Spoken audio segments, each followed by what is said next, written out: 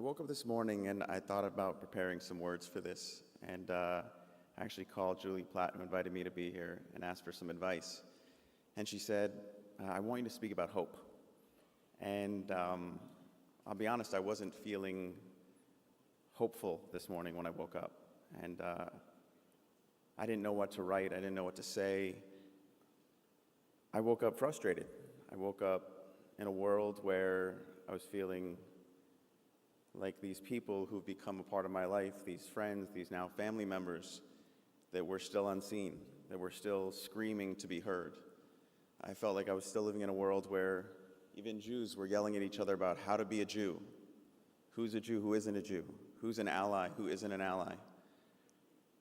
Everyone was still talking about the friends they lost and all of our frustrations. And then I did what usually lifts me up. I went to the Nova exhibit. And now I've come here, and Julie, thank you so much for having me, because this has changed things. Before I tell you the story of how Nova, the exhibition, came about, I just want to say that I met Romy's father 11 months ago.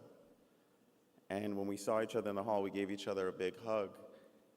And I hear his daughter's voice every single day at the exhibit. There's a call between her and her mother. When you go through the attack room, you hear this call where she's calling out to her mother. And I wouldn't feel right unless I said this first.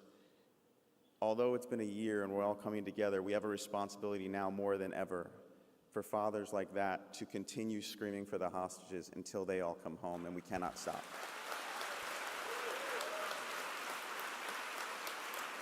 So in his honor, he said to me, he needed it his way. It's not the tss, he told me.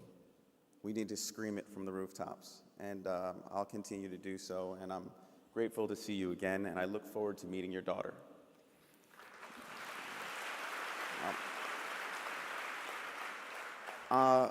My children go to school here in Los Angeles. And on October 7th, I made the mistake of looking at the phone right before I went to bed. And like many of you, that night I went down a rabbit hole as I started to see these images coming from Israel, and I thought, well, what is this? And when I was planning on going to bed early, I ended up staying up all night watching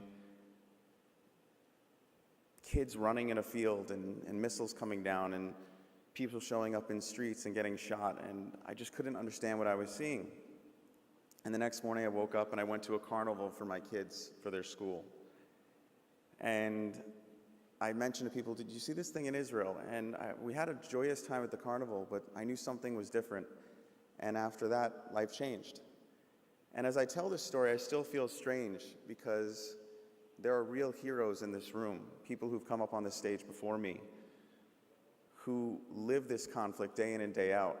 And I had the privilege of experiencing it from Los Angeles, that my horror was from here.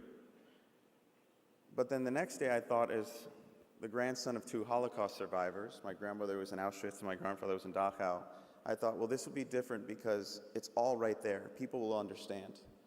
The terrorists broadcasted it. They put it all on Telegram. They put it all on the internet for everyone to see. No one will question this. And within 24 hours, all the questions began and all the criticism began. And I honestly thought, I'm the wrong Jew. I'm not the right person to speak on this right now. And after a few days, I just couldn't believe that so few were staying silent. So many were staying silent, so few were speaking out. And I started to post on social media. I started to talk to friends. I started to speak out to my own industry. Because this story became very personal, not only as a grandchild of Holocaust survivors and a Jew, but as the manager of Ariana Grande in 2017, when a terrorist attack took place in Manchester. And 22 people were killed at a show that I helped produce. And a suicide bomber waited for mothers and fathers and children and fans to come out into the lobby.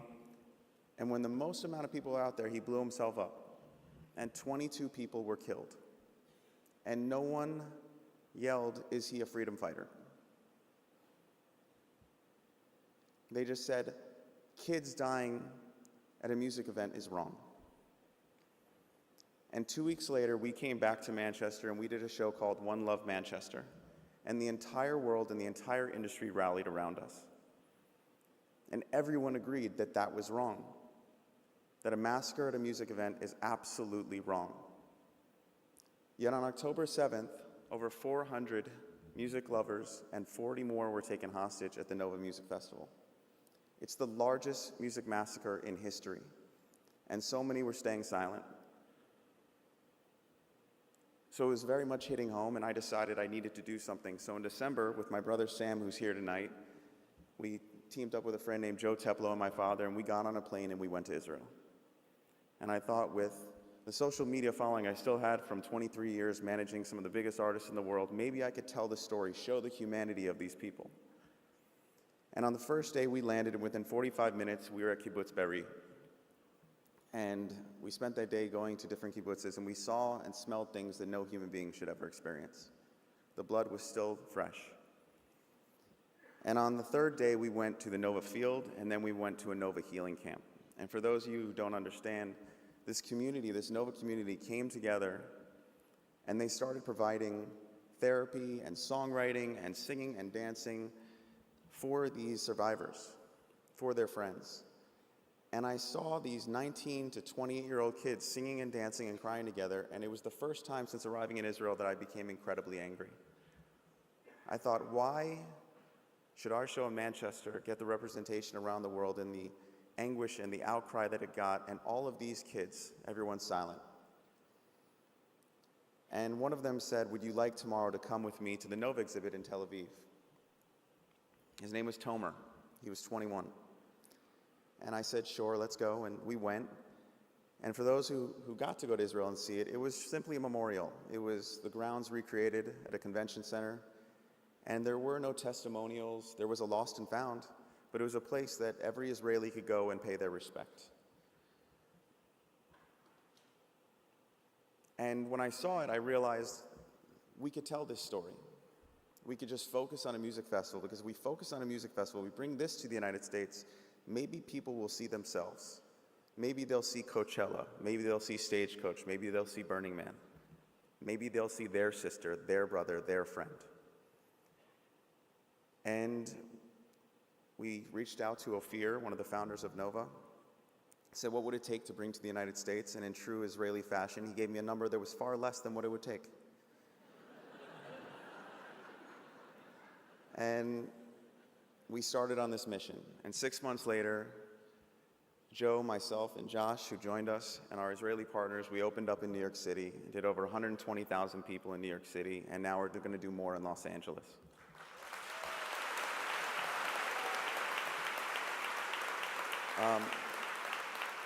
The reason I love that place is because it is not a place just for the Jewish community. It's for all people. It's a humanity issue. And the other day, someone stopped me and said, thank you for what you're doing for the Jewish community here. And I said, no, this is not for the Jewish community. This is for all of humanity. This affects every single one of us.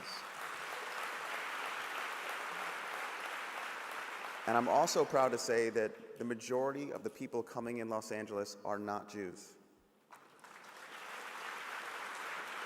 So I want to leave you guys with a few stories. I'll do one, so I'll leave. Julie's looking at me like, hurry up, I got you. I know. When I didn't know what to say today, I asked one of the survivors, and her name's Noah, and she said to me, my mother used to tell me that it takes one word to hate and 100 words to explain love. And I think that's what we're doing here. We're choosing to use more of our words, more of our time, and continue to fight. And every single time I go to that place, we bring delegations of survivors, and I've never heard them once, even though they have every right to hate everyone in the world and all of humanity, they always talk about we will dance again. They always talk about coming together, about peace, about a better world.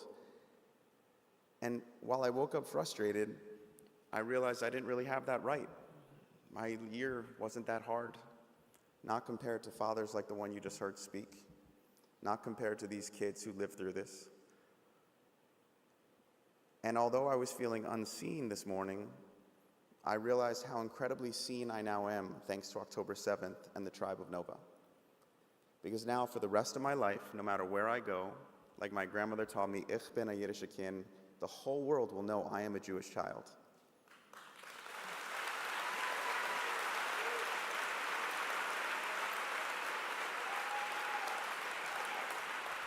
So, on behalf of the tribe of Nova, on behalf of all those kids, on behalf of those waiting to come home, please come to the exhibit.